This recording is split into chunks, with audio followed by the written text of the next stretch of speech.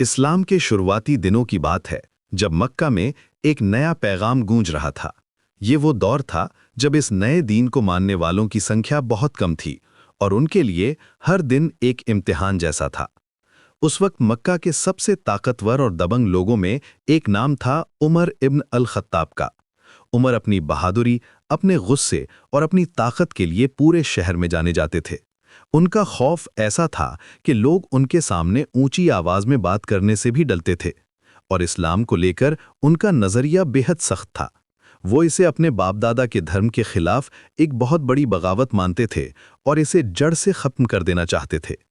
اسلام اور پیغمبر محمد صلی اللہ علیہ وسلم کے لیے ان کی نفرت دن بدن بڑھتی جا رہی تھی۔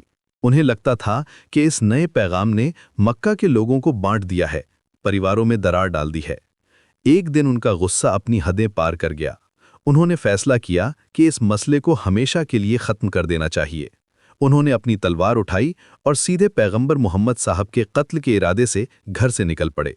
ان کی آنکھوں میں خون اترا ہوا تھا اور ان کا چہرہ غصے سے لال تھا۔ راستے میں جو بھی انہیں دیکھتا ڈر کر کنارے ہو جاتا۔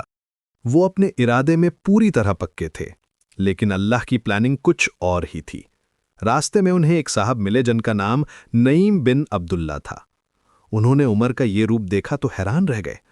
انہوں نے پوچھا، عمر کہاں جا رہے ہو اتنی صبح صبح اور یہ تلوار ہاتھ میں کیوں ہے؟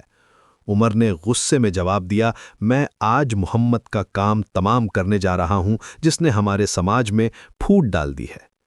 نعیم یہ سن کر چونک گئے۔ وہ جانتے تھے کہ عمر کو روکنا آسان نہیں ہے، اس لیے انہوں نے ایک ایسا داؤں کھیلا جس نے کہانی کا رخ ہی موڑ دیا۔ انہوں نے کہا، محمد تک پہنچنے سے پہلے ذرا اپنے گھر کی تو خبر لو۔ تمہاری اپنی بہن فاطمہ اور تمہارے بہنوئی سعید دونوں نے اسلام قبول کر لیا ہے۔ یہ سننا تھا کہ عمر کے پیروں تلے زمین کھسک گئی۔ انہیں اپنے کانوں پر یقین نہیں ہوا۔ جس دین کو وہ مٹانے نکلے تھے وہ ان کے اپنے گھر میں داخل ہو چکا تھا۔ ان کا سارا غصہ پیغمبر سے ہٹ کے اپنی بہن اور بہنوئی پر آ گیا۔ وہ فوراً اپنے راستے سے مڑے اور اپنی بہن کے گھر کی طرف چل دیے۔ جب وہ گھر کے پاس پہنچے تو انہیں اندر سے کچھ پڑھنے کی آواز آ رہی تھی۔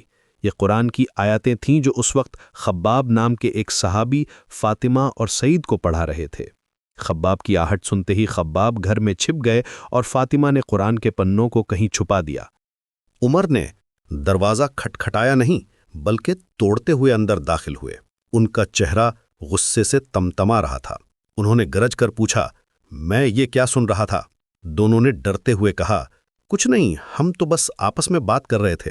عمر چلائے، جھوٹ مت بولو، مجھے پتا چلا ہے کہ تم دونوں نے اپنا دھرم چھوڑ دیا ہے۔ یہ کہہ کر وہ اپنے بہنوئی سعید پر ٹوٹ پڑے۔ جب ان کی بہن فاطمہ اپنے پتی کو بچانے کے لیے بیچ میں آئیں تو عمر نے غصے میں انہیں بھی ایک زوردار تھپڑ مارا۔ تھپڑ اتنا تیز تھا کہ ان کے چہرے سے خون بہنے لگا۔ اپنی بہن کے چہرے پر خون دیکھ کر عمر کا غصہ اچانک ٹھنڈا پڑ گیا۔ انہیں اپنی حرکت پر شرمندگی محسوس ہوئی۔ ان کی بہن نے ہمت کر کے اپنے چہرے سے خون پونچھتے ہوئے کہا، ہاں عمر، ہم نے اسلام قبول کر لیا ہے۔ ہم اللہ اور اس کے رسول پر ایمان لے آئے ہیں۔ تمہیں جو کرنا ہے کر لو، ہم اب اس راستے سے پیچھے نہیں ہٹیں گے۔ اپنی بہن کی اس بہادری اور ان کے ایمان کی مضبوطی نے عمر کو اندر تک ہلا دیا۔ ان کا دل پسیج گیا۔ انہوں نے ایک بدلی ہوئی آواز میں کہا، اچھا، جو تم لوگ پڑھ رہے تھے وہ مجھے دکھاؤ۔ فاطمہ نے کہا، تم ابھی پاک نہیں ہو، پہلے جا کر غسل کرو، پھر تمہیں یہ پاک پنے چھونے کی اجازت ملے گی۔ عمر نے ان کی بات مانی۔ جب وہ نہا کر واپس آئے تو فاطمہ نے انہیں وہ پنے دیے۔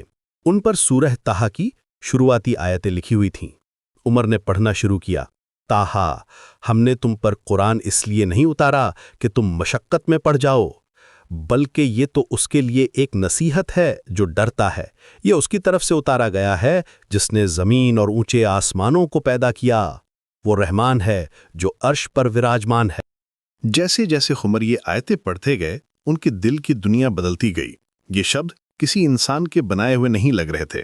ان میں ایک ایسی کشش، ایک ایسی سچائی تھی جس نے ان کے پتھر جیسے دل کو موم کی طرح پگھلا دیا۔ ان کی آنکھوں سے آنسو بہنے لگے۔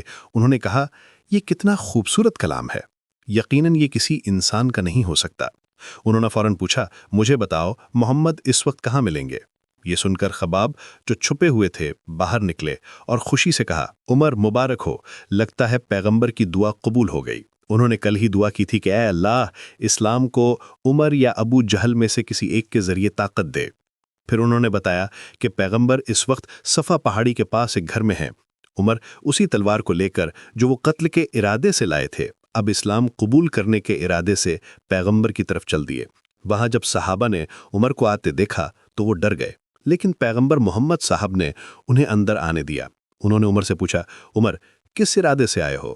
عمر نے ادب سے جواب دیا، اے اللہ کے رسول، میں اللہ اور آپ پر ایمان لانے آیا ہوں۔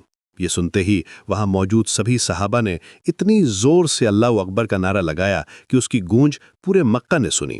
وہ عمر جو اسلام کا سب سے بڑا دشمن بن کر گھر سے نکلا تھا، اسی دن اسلام کا سب سے بڑا محافظ یعنی رکشک بن کر لوٹا۔